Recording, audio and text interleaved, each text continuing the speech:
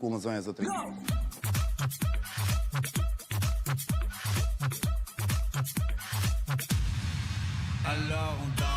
Kulla para se të ja fjanën, do shohim ministrin belg, më fal, kryeministrin e Belgjikës, emrin e cilit nuk e ka pa dot, sepse ai nuk është frankofon, është nga pjesa e Flandrës.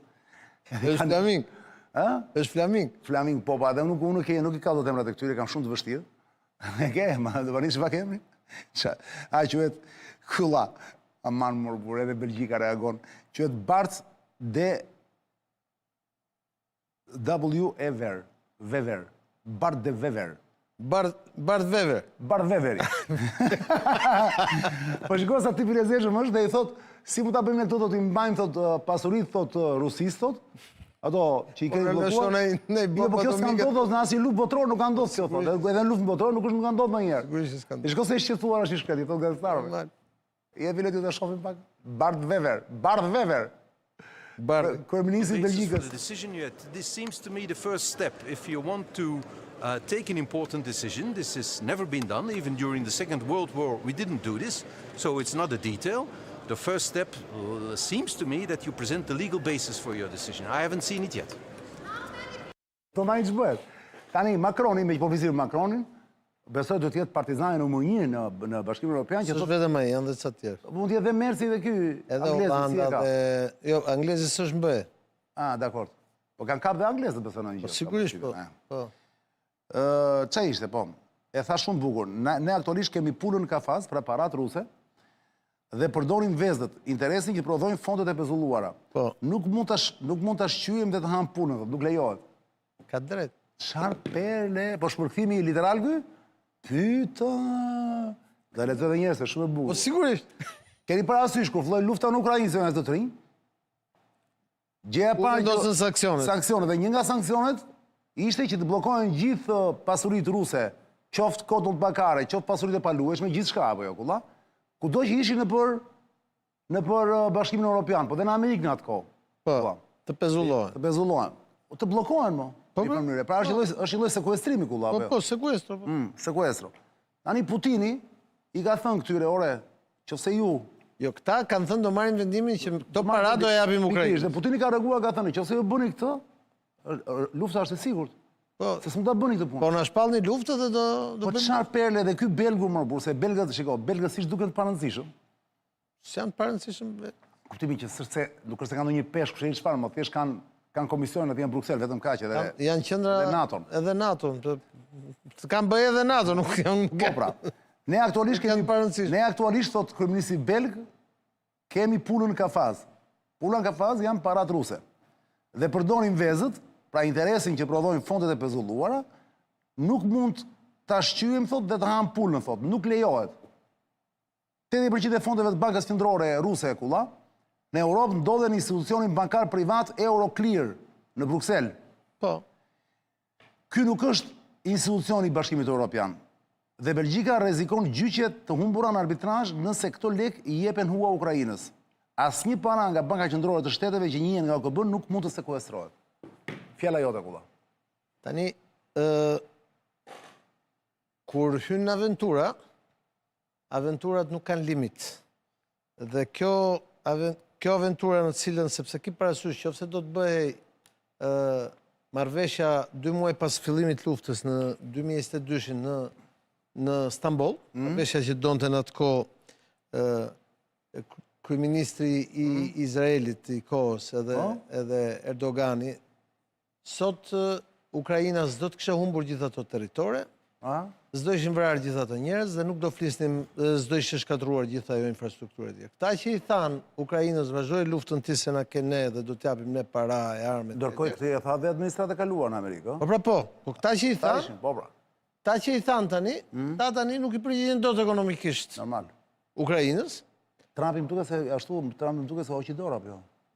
Deklaroi që nuk do jap, jo, nuk jap asnjë ndihmë për luftën në Ukrainë. Pjesërisht, është duke vazhduar duke dhënë, por jemi në kushtet që këta tani evropianët, sepse Zelenski thot tani më futut në luftë, më thatë që vazhdo ecë përpara, po tani nuk mund vazhdoj sepse ata tani po përdorin dhe skandalin e korrupsionit të njerëzve të Zelenski. Që dha dorë që na i. Edhe Po se dha dorëgjën ai, janë arrestu të tjerë, akuzohen se i kanë marrë qindra milion euro dollari kanë çuar në Izrael, se është një pjesë e lobit ebraik Ukrainës që është afër Zelenskit. Pra skandali sa më shumë hyn, aq më shumë trashet.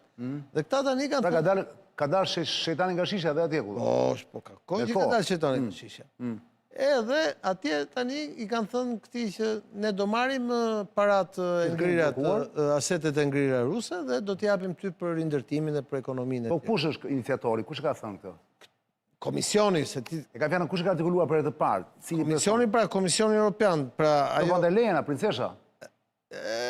Ursula? Ursula me ca nga këta, do me thënë, teknicianët e komisionit. Nga është, parat janë në Belgjik. Edhe Belgjika thot, ikni nesër ju, ndryshoni prapë, thot, po këtu ngele mund, thot. Ty unë luft me Rusin, thot, nuk shkon këta. Nuk është bankë BE-s, pra, është bankë belge. Bankat janë belge. 80%. Po, edhe si kur tjenë aksionet e Bashkimit Europian, bankat janë belge, sepse bankat veprojnë në teritorin e Belgjikës. Pikërisht, pra 80% e fondeve të Bankës Qendrore Ruse në Europë ndodhen në institucioni bankar privat Euroclear në Bruxelles. Po. Ky nuk është institucioni i Bashkimit Evropian. Po. Dhe tani... Belgjika rrezikon gjyqje, pra janë hallta, pra dhe ka vetë ministri. Rrezikon gjyqjet, po Belgjika rrezikon që të shkojnë të shpalli luftë Rusia, sepse Rusia e ka thënë shumë qartë që deri në momentin që ju keni vendosur sanksione, okej, jeni drejt në tuj, na keni pezullu fondet, legët janë atje, po ju nuk mund të i vjedhni fondet, sepse kjo është vjedhje pastaj, kjo është shpallje lufte. Fair. Po patjetër. Po në fakt kështu është. Dhe kryeministri i Belgjikës, stop, thot, se ju vërtet bëni deklarata kështu tjerë, po këtu kryeministra ja mund, thot, edhe nuk mund të usë vëndin tim në luftë. Dhe ky do t'ishte precedenti i parë në historim. Kemi pas në fakt një precedent, kur Ahmet Zogu mori arin edhe e qoj në Londër bashkë me veten që shkoj atje, e mbylli në bankat londineze, dhe pastaj ndonte shteti komunist arin Ahmet Zogut, po nuk na e dhanë, dhe pastaj shumë vite më vonë u përdorën sa ndihmë. U rregulluan. Jo, nuk u kthy kurrë ai arë këtu, po tash rusët rrezikojnë, sepse pse nuk mund ta lejojnë rusët të gjithë, sepse nëse hapet ky parim, pra ky princip, atëherë shkojnë gjithë dhe kudo që i kanë rusët këto rezervat valutore, monetare, të arit, ku diun të lënë vetë parë atje, rrezikojnë që t'ia bllokojnë dhe t'ia marrin me të njëjtën mënyrë. Dhe ai Putini ka bërë shumë qartë. Nëse kaloni këtë vit kuqe, atëherë ne jemi në gjendje lufte. Atëherë mos na thoni pse filloi lufta, sepse kjo është arsye e luftës. Ursula von der Leyen e Komisionit Evropian ka propozuar 2 mënyra kulla për të mbështetur Ukrainën në vitet 2026-2027, pra 2 vite të ardhshme.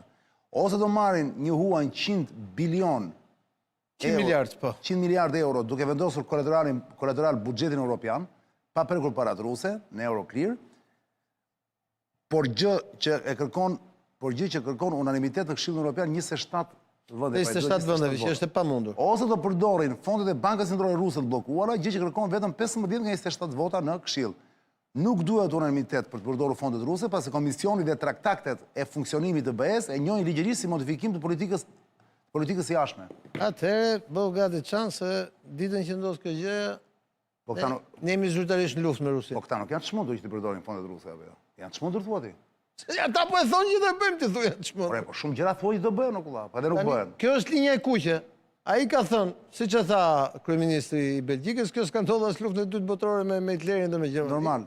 Nuk mund ta bëjmë sepse kjo është shpallje e luftës dhe fillimi i luftës. Nëse do ta bëjmë, do ta shohim. Qita. Deri tani kanë bërë shumë gjëra që për cilat nëse bëhet kulla ti si gjë ushtarak që je, nëse bëhet kjo, që ta ju ikën truri për një moment, lajfisin dhe e bëjnë, përdorin parat ruse. Putini kujt i bie i pari? Mos thuaj që i bie Belgjikës. Edhe Belgjikës. E ke pati ata dronët që vinë për Evropë rrotull? Se Rusin ata. Sot kishin çu dronët atje mbi në ndecet në Bretanjë, në Francë, mbi në ndecet bërthamore të Francës. Ajo baza në ndecet në ishull.